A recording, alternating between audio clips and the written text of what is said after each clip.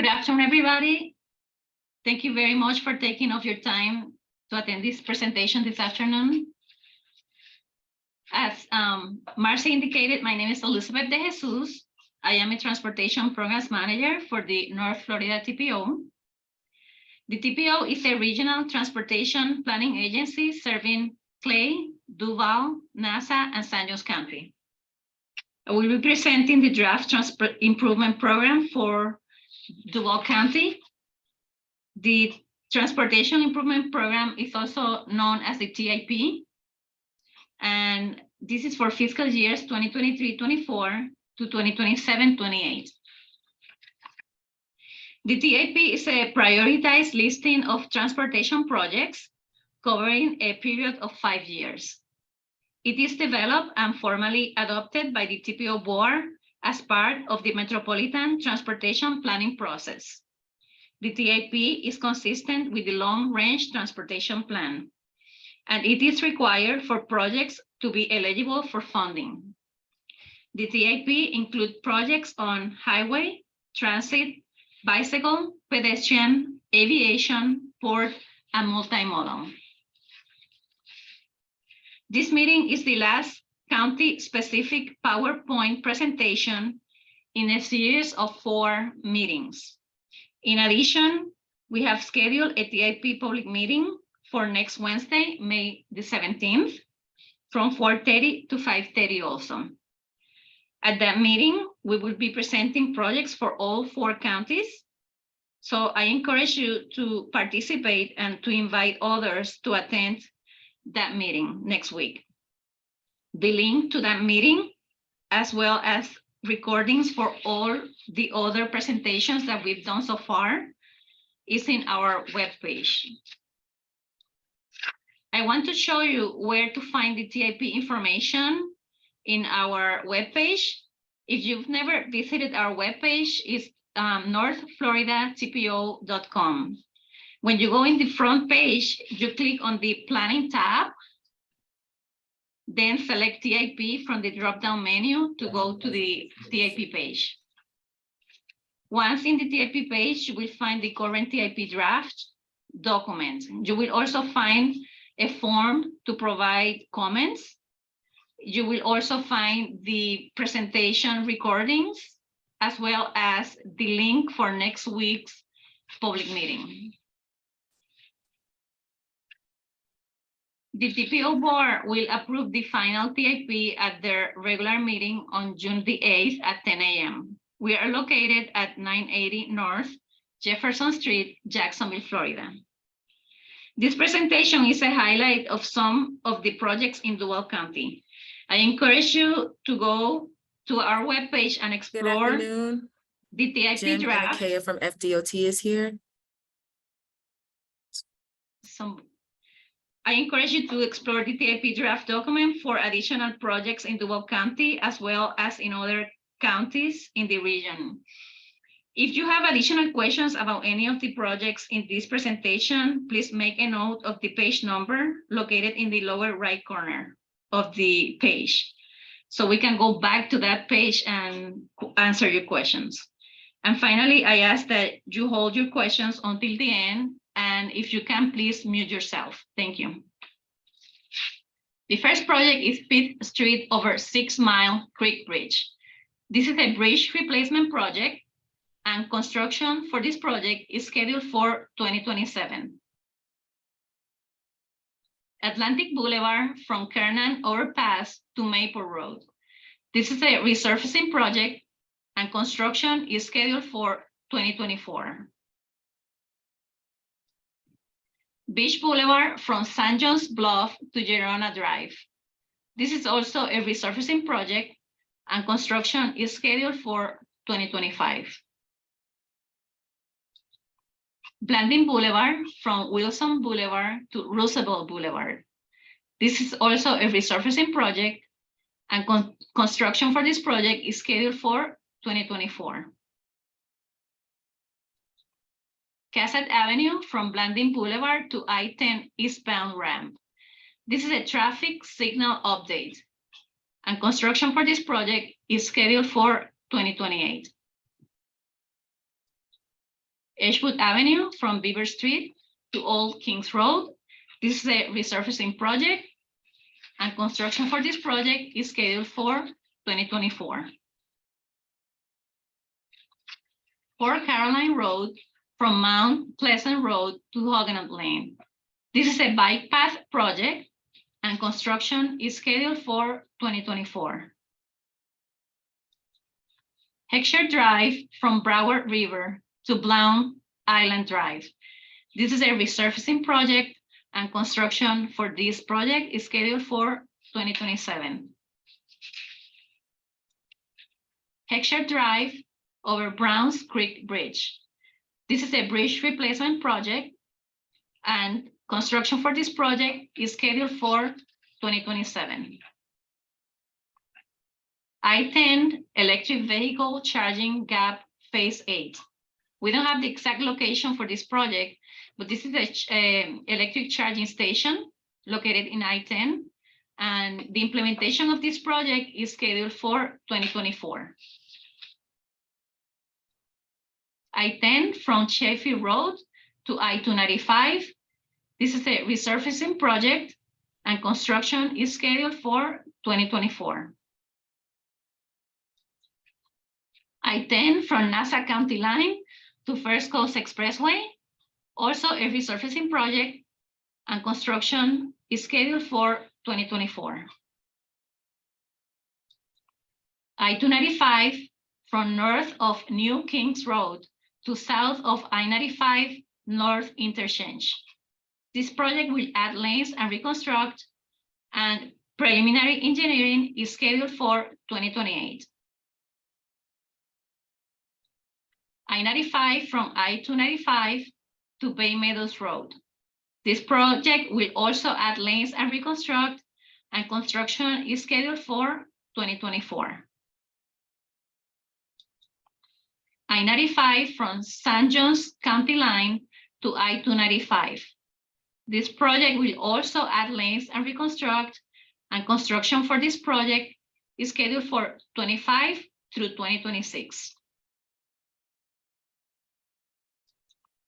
J. Turner Butler Boulevard from east of I-95 to US 1, and US 1 from south of JTB to north of Mustang Road.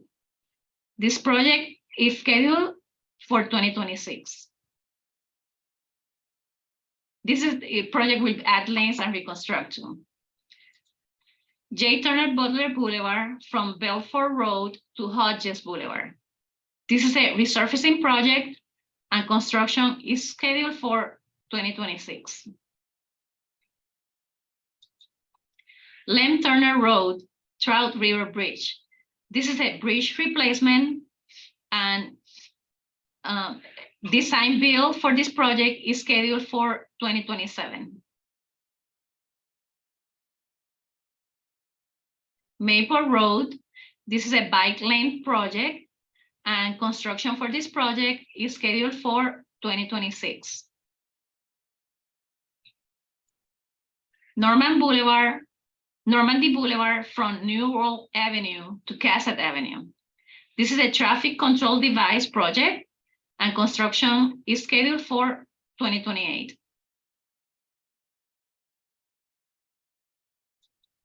San Jose Boulevard from I-295 to Sunbeam Road. This is a resurfacing project, and construction is scheduled for 2024. State Road A1A, Heckscher Drive from Huguenot Park to George River Bridge. This is a bike path project, and construction is scheduled for 2026. US 301 at I-10. This is an interchange ramp improvement, and construction is scheduled for 2025. US 301 Urban Area Rail Diversion Plan. This is an ITS project, and construction is scheduled for 2028. Various streets near Andrew Robinson Elementary. This is a sidewalk project, and construction is scheduled for 2024.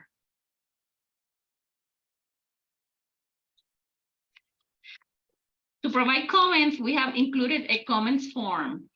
You can use this QR code to directly go to the form, or you can use the link below, which is publicinput.com/TPO-TAP.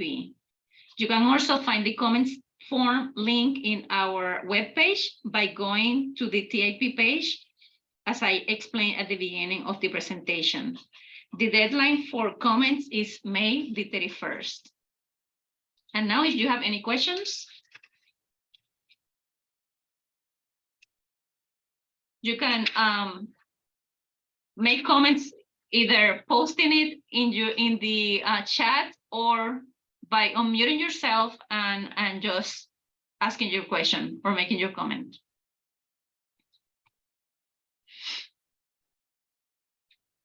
Hey, Elizabeth. Yes, hi Lee. Hey, how are you? Fine, thank you. Hey, I had a question. I saw one of the, and I didn't catch the whole slide, but I saw one of the projects was rebuilding one of the bridges on Heckscher Drive. Okay, let's go there. I think it was page 16. Okay. This one over Browns Creek Bridge. Okay, yeah. Are you aware that the Quarter Coast Loop is planned to go through there? So if they're rebuilding that bridge, it would be a good idea to accommodate the extra width that would be needed for that shared use path. Yeah, I think this is a perfect opportunity to provide this input to FDOT. We'll make a note of that and make sure that they know that, you know, there's a future project there. Okay, thank you. Do you have the timeline for the for that project?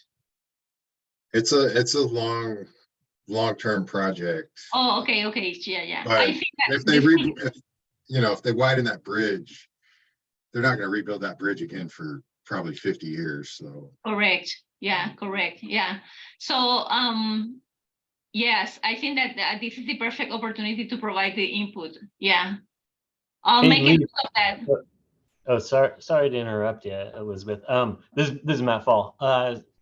You know, I was told that in the PD&E, they're looking into a 10-foot shared use path across that bridge over Browns Creek with that project. So that might be something I think if they hear enough of us saying that that's a good idea, then maybe they'll include that in the final plans. So okay, awesome. Thank you so much, Matt. Thank you so much. Yes.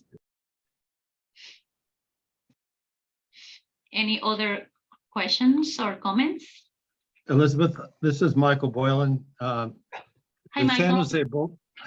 San Jose Boulevard, when you referenced, you talked about resurfacing, but does that include, this is from Sunbeam to I-295, does that include an additional turn lane to access the Buckman Bridge coming from the north? I don't have the details. Is there anybody from DOT that might provide input on that project? Are you talking about this one? It's Jim Knight with DOT. It includes the that upgrade for the interchange. It's embedded in the resurfacing project. In the Great research. news. Okay. Thank you, Jim. Awesome. Thank you so much, Jim. Any other questions? Hi, Elizabeth. This is Peter Bornstein. Could you jump to slide 11? I meant 17. Sure. Slide 17. Okay, let's start with 11, okay? No, I said the wrong number. I meant Oh, 17. you said it's 17? You said 17? Yeah, 17. Okay.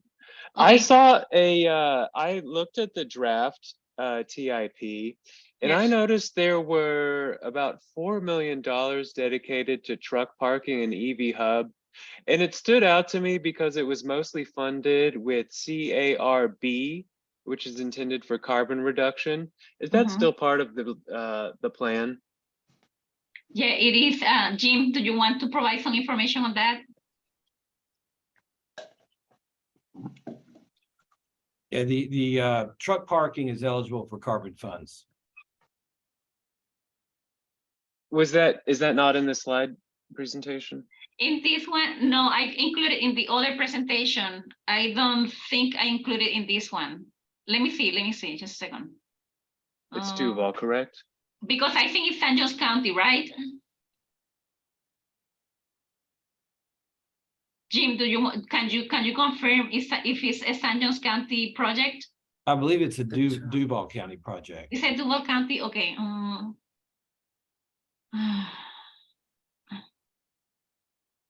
Let's see. While you're searching for it, I'm struggling to connect truck parking with carbon reduction. Can you bridge that gap for me? My understanding is that the Federal Highway Administration said it can be done. Well, in your personal opinion. That's I mean, that's my understanding of the program to the best of my knowledge. If you send me your contact information, I'll have someone who's an expert in this contact you. Okay, so outside of what the federal highway says, you don't have any way of connecting truck parking to carbon reduction? No, I'm not attempting to. I'm just quoting to you what I've been told about the rules of the funds. I will have someone who knows more about the subject contact you if you would like. I would appreciate that. Can you add your contact information in the chat, your email, and then we will be able to connect you with FDOT so that you can receive an answer to that question. Well, assuming we can't make a connection here, I would like to see it used for more pedestrian and bicycle friendly uses. I know we have a lot of big plans on how we might reduce carbon, but a lot of them seem a little far-fetched and futuristic and unproven. But I do know that walking and biking uses very little carbon. So I'd like to see those dollars intelligently connected to solutions that are evident today instead of truck parking. Yeah. Elizabeth, yes. this is Jeff Sheffield. I'm not in the best situation. It's a little loud where I'm standing, but I do want to answer that question and I will connect it. This is truck parking, but affiliated with the truck parking is also electric truck parking facilities for electric plug-in. So the conversion away from carbon burning trucks to electric, and that's what makes it ultimately eligible for the carbon reduction funds. That's the connection. How many electric trucks are on our interstate right now? How many electric vehicles are on our streets right now? And the No federal trucks. government is sending $200 million to the state for electric vehicles at the moment. And we have 2 to 4% of our entire state's fleet is electric vehicles. So it is transitioning to a model in the carbon reduction space. So the trucks and electric parking is just as eligible as EV charging stations or anything else for the consumer. It's the same connection. Okay, are there any electric trucks? Absolutely. Absolutely. There are manufacturers right now of container trucks running the interstates that are electric. Are they the kind of trucks that would use a facility like this, or are they like delivery trucks? No, it's semi trucks running the interstates, which is exactly who would use this facility. And there are Also, trucks when you like consider, that? yes, and also when you consider the fact that many of these are parking overnight and burning carbon all night long, running their generators, the electric component to these truck stops now will enable them to plug in and also reduce that all night burning while they're sleeping in their cabs. This is absolutely something that's already happening in the country, just like individual consumers are converting to electric vehicles on their personal use. How much of this carbon money is being spent on the projects that Peter was talking about?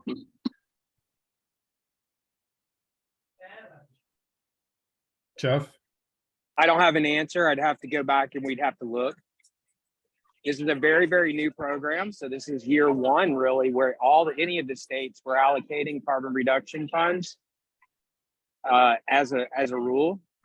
And realistically, if you look at any state in the country for this first round, whether it was carbon reduction or even protect funds in the resiliency space, very little new projects being introduced using those sources just because of the tight timelines. In many cases, year one, regardless of state, we're allocating those funds to eligible projects that they already had within their work programs, i.e. truck parking facilities, drainage and other types of improvements in the protect and resiliency space. It will trend differently now that there's time. But that first round last year, benefit of the doubt, frankly, to every state in the country to utilize the funds to the best of their ability within existing projects that they already had. So what about CMAQ? That's been around for a while. Are there projects like this, like Peter's We talking have- about in the CMAQ We have program? been. We have been funding sidewalks. We've been funding intersection operational projects. We've been funding technology projects.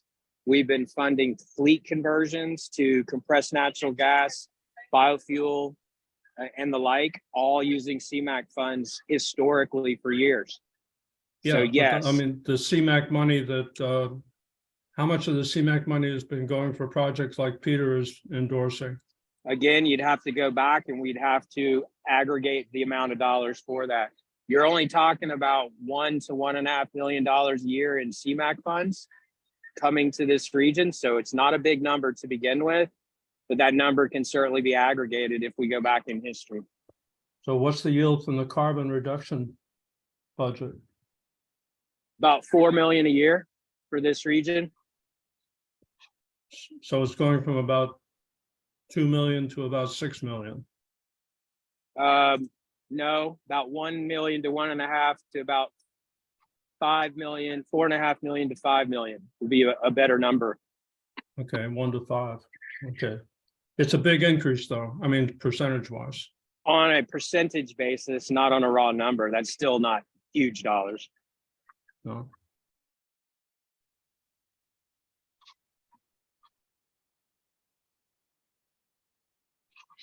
Any other questions? If you have a question, please unmute yourself or just post the question in the chat.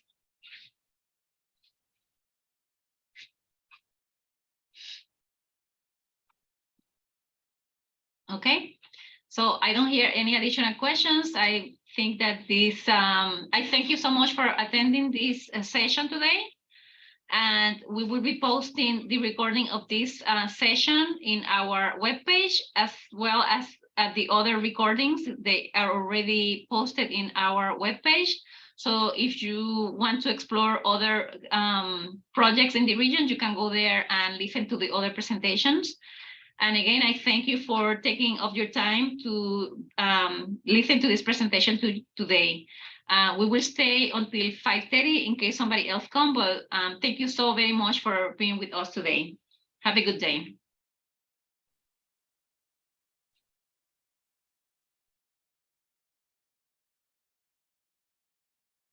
Elizabeth, I have a question. Will there be a recording of this presentation Yes. offered?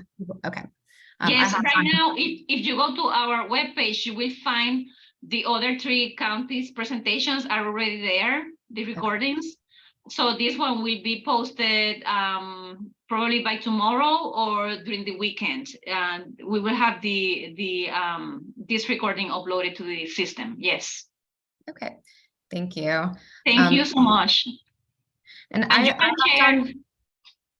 Sorry.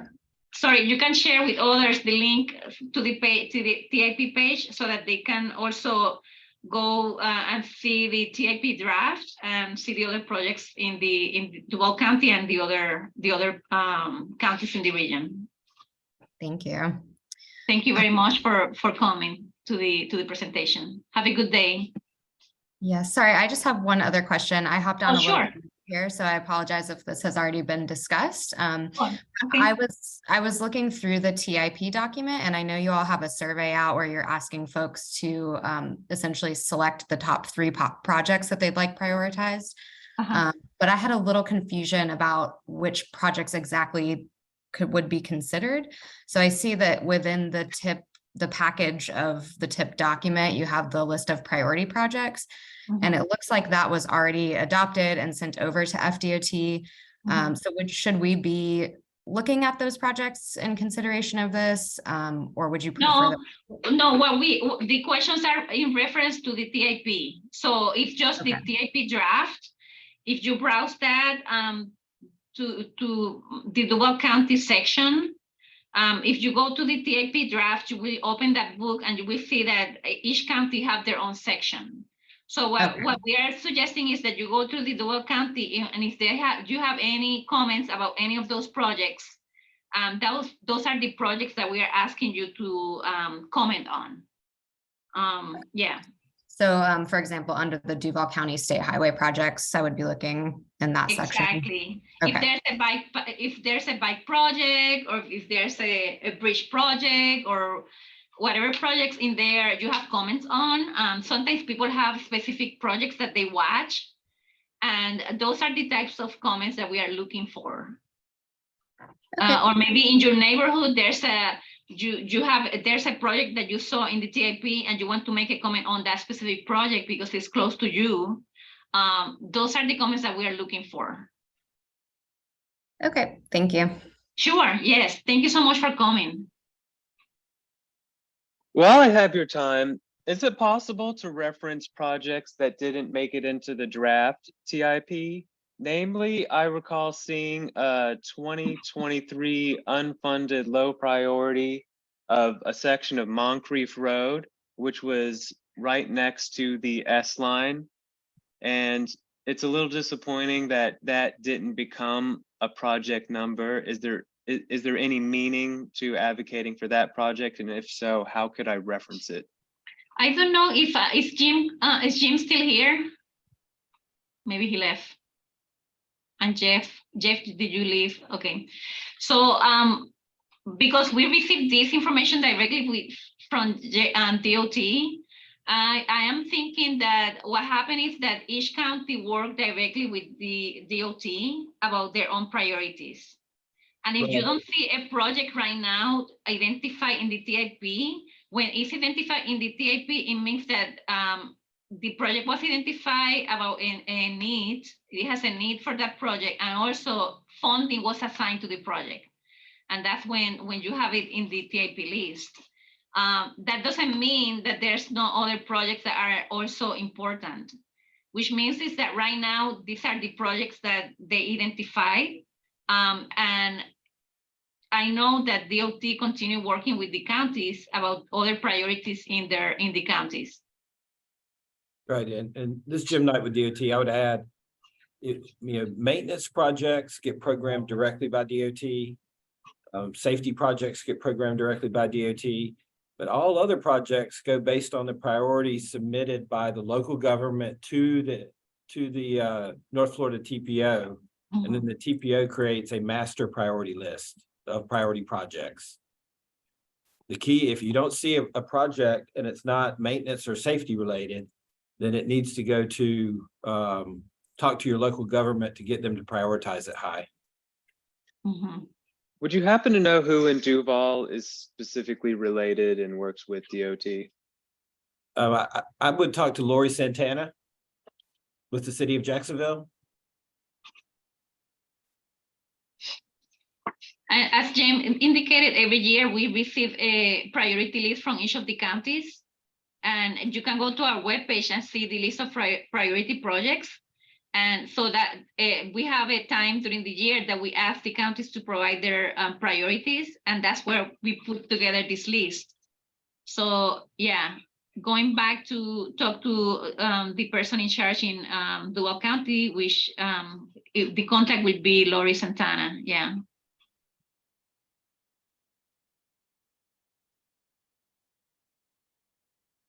Any other questions?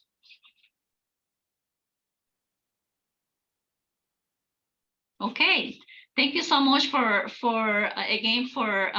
attending the presentation, and have a good day.